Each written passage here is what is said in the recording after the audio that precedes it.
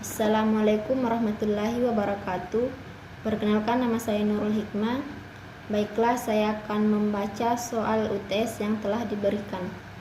Yang soal yang pertama, jelaskan yang dimaksud dengan ekonomi Islam. Ekonomi Islam merupakan ilmu yang mempelajari perilaku ekonomi manusia yang perilakunya yang diatur berdasarkan aturan agama Islam dan didasari dengan tauhid sebagaimana dirangkum dalam rukun iman dan rukun Islam. Soal yang kedua, jelaskan sifat dan etika bisnis Rasulullah. Ada beberapa sifat Rasulullah yang berhasil dalam melakukan bisnis, antara lain yang pertama, jujur atau siddiq. Dalam berdagang, Nabi Muhammad selalu dikenal sebagai seorang marketer yang jujur dan benar dalam menginformasikan produknya. Bila ada produknya yang memiliki kelemahan atau cacat, maka tanpa ditanyakan, Nabi Muhammad langsung menyampaikannya dengan jujur dan benar kepada calon pembeli. Tak ada sedikit pun yang disembunyikan. Yang kedua, dapat dipercaya atau amanah. Saat berdagang, Nabi Muhammad selalu mengembalikan hak milik atasannya, baik itu berupa hasil penjualan maupun sisa barang yang dipasarkan. Yang ketiga, argumentatif dan komunikatif atau tabligh. Nabi Muhammad langsung menyampaikan risalah dan perintah Allah Subhanahu wa taala kepada umatnya. Beliau tidak menyembunyikan segala perintah dari Allah Subhanahu wa taala, meskipun itu berkaitan dengan hal-hal yang menyindirnya sendiri. Yang keempat, cerdas dan bijaksana atau fatona. Sifat fatona di sini mendorong pedagang atau pebisnis menjadi inovatif dan kreatif dalam menciptakan produksi-produksi yang dibutuhkan oleh masyarakat dan bermanfaat untuk masyarakat, sehingga mendorong berkembangnya suatu bisnis. Adapun etika Nabi Muhammad dalam melakukan proses bisnis. Nabi Muhammad telah menunjukkan bagaimana etika cara berbisnis yang berpegang teguh kepada kebenaran, kejujuran, dan sikap amanah, sekaligus bisa tetap memperoleh keuntungan yang optimal. Soal yang ketiga, jelaskan perbedaan antara sistem ekonomi kapitalis dan sosialis. Sistem ekonomi kapitalis adalah memberikan kebebasan secara penuh kepada setiap orang untuk melaksanakan kegiatan ekonomi yang dikendalikan oleh individu. Sedangkan sistem ekonomi sosialis adalah memberikan kebebasan yang cukup besar kepada setiap orang untuk melaksanakan kegiatan ekonomi yang tetapi dengan campur tangan pemerintah. Soal keempat, jelaskan landasan nilai dalam ekonomi Islam. Yang pertama, nilai dasar. Nilai dasar kepemilikan. Kepemilikan oleh manusia bukanlah penguasa mutlak terhadap sumber-sumber ekonomi, tetapi hanya pemanfaatan sebatas kemampuan. B. Keseimbangan. Keseimbangan merupakan nilai dasar yang mempengaruhi berbagai aspek tingkah laku ekonomi seorang muslim. C. Keadilan harus diterapkan di semua bidang ekonomi dalam proses produksi, konsumsi, maupun distribusi. Yang kedua, landasan instrumental. A. Zakat. Sumber utama pendapatan Islam, pemerintahan Islam adalah zakat, yang notabene merupakan salah satu rukun Islam. B. Pelarangan riba. Saranan untuk mencegah timbulnya ketidakadilan adalah pelarangan riba. Hakikat pelarangan riba dalam Islam adalah suatu penolakan terhadap timbulnya risiko finansial tambahan yang ditetapkan oleh transaksi atau modal maupun jual beli yang dibebankan kepada satu pihak saja, sedangkan pihak lainnya dijamin keuntungannya. C. Kerjasama ekonomi.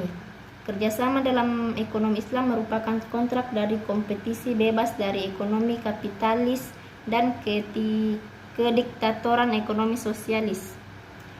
D. Jaminan sosial. Tujuan dari jaminan sosial adalah untuk menjamin tingkat dan kualitas hidup yang minimum bagi seluruh lapisan masyarakat. E. Peran negara. Peran negara dalam fungsionalisasi ekonomi Islam.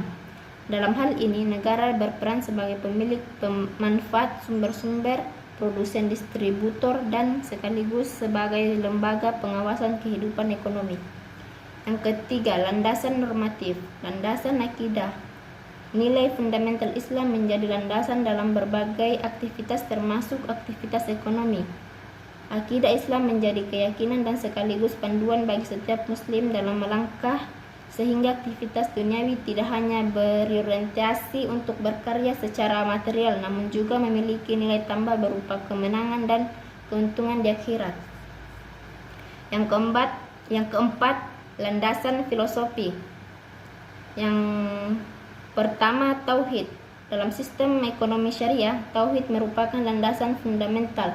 Dengan landasan ketauhidan ini, segala sesuatu yang ada merupakan ciptaan Allah Subhanahu wa taala dan hanya Allah pula yang mengatur segala sesuatunya terhadap ciptaannya tersebut, termasuk mekanisme hubungan pengaturan rezeki terhadap hamba-hambanya. Yang kedua, keadilan keseimbangan. Sistem ekonomi syariah memandang keadilan dan keseimbangan merupakan sesuatu hal yang mutlak untuk diamalkan oleh pelaku ekonomi.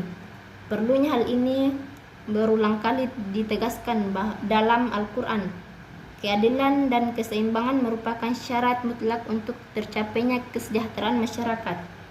Yang ketiga, kebebasan. Dalam sistem ekonomi syariah, kebebasan merupakan hal pokok. Kebebasan di sini dimaksud bahwa manusia bebas untuk melakukan aktivitas ekonomi sepanjang tidak ada larangan dari Allah Subhanahu wa taala. Soal kelima, jelaskan prinsip-prinsip ekonomi dalam Islam. Yang pertama, tauhid. Tauhid merupakan pondasi ajaran Islam. Dengan tauhid, manusia menyaksikan bahwa tiada sesuatu pun yang layak disembah selain Allah dan tidak ada pemilik langit, bumi dan isinya selain daripada Allah. Karena Allah adalah pencipta alam semesta dan isinya, serta sekaligus pemiliknya, termasuk pemilik manusia dan seluruh sumber daya yang ada. Karena itu Allah adalah pemilik hakiki. Manusia hanya diberi amanah untuk memiliki sementara waktu sebagai ujian bagi mereka. Yang kedua, adil. Allah adalah pencipta segala sesuatu dan salah satu sifatnya adalah adil. Dia tidak membeda-bedakan perlakuan terhadap makhluknya secara zalim. Manusia sebagai khalifah di muka bumi harus memelihara hukum Allah di bumi dan menjamin bahwa pemakaian segala sumber daya diarahkan untuk kesejahteraan manusia supaya semua mendapat manfaat daripadanya secara adil dan baik. Yang ketiga, nubuwah. Karena sifat rahim dan kebijaksanaan Allah, manusia tidak dibiarkan begitu saja di dunia tanpa mendapatkan bimbingan. Karena itu diutuslah para nabi dan rasul untuk menyampaikan petunjuk dari Allah kepada manusia tentang bagaimana hidup yang baik dan benar di dunia dan mengajarkan jalan untuk kembali ke asal muasal segala sesuatu, yaitu Allah. Yang keempat, khalifah. Dalam Al-Quran Allah berfirman bahwa manusia diciptakan untuk menjadi khalifah di bumi, artinya untuk menjadi pemimpin dan pemakmur bumi. Karena itu pada dasarnya setiap manusia adalah pemimpin. Nabi bersabda, setiap dari kalian adalah pemimpin dan akan diminta pertanggungjawaban terhadap yang dipimpinnya. Hal berlaku bagi semua manusia, baik dia sebagai individu, kepala keluarga, pemimpin masyarakat, atau kepala negara. Nilai ini mendasari prinsip kehidupan kolektif manusia dalam Islam. Fungsi utamanya adalah untuk menjaga keteraturan interaksi antara kelompok termasuk dalam bidang ekonomi agar kekacauan dan keributan dapat dihilangkan atau dikurangi. Yang kelima, ma'ad. Walaupun seringkali diterjemahkan sebagai kebangkitan, tetapi secara harfiah ma'ad berarti kembali dan kita semua akan kembali kepada Allah. Hidup manusia bukan hanya di dunia tetapi terus berlanjut sehingga alam akhir. Pandangan yang khas dari seorang muslim tentang dunia dan akhirat dapat dirumuskan sebagai dunia adalah ladang akhirat Artinya dunia adalah wahana bagi manusia untuk bekerja dan beraktivitas atau beramal saleh. Namun demikian akhirat lebih baik daripada dunia. Karena itu Allah melarang manusia hanya untuk terikat pada dunia. Sebab jika dibandingkan dengan kesenangan akhirat, kesenangan dunia tidaklah seberapa. Soal yang keenam. Jelaskan tujuan ekonomi dalam pandangan Islam. Berikut tujuan ekonomi Islam, yaitu 1. Memposisikan ibadah kepada Allah lebih dari segalanya. Kedua, menyeimbangkan kehidupan dunia dan akhirat. Yang ketiga, mendapatkan kesuksesan perekonomian yang diperintahkan Allah Subhanahu wa Ta'ala. Yang keempat, menghindari kerusuhan dan kekacauan perekonomian. Soal yang ketujuh, jelaskan yang dimaksud dengan konsep khalifah dalam ekonomi Islam.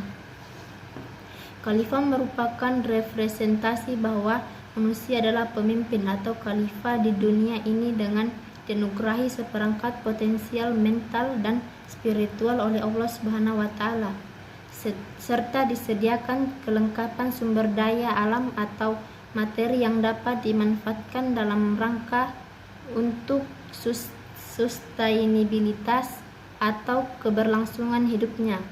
Sehingga konsep khalifah ini melandasi prinsip kehidupan kolektif manusia atau hablum minan nas dalam Islam.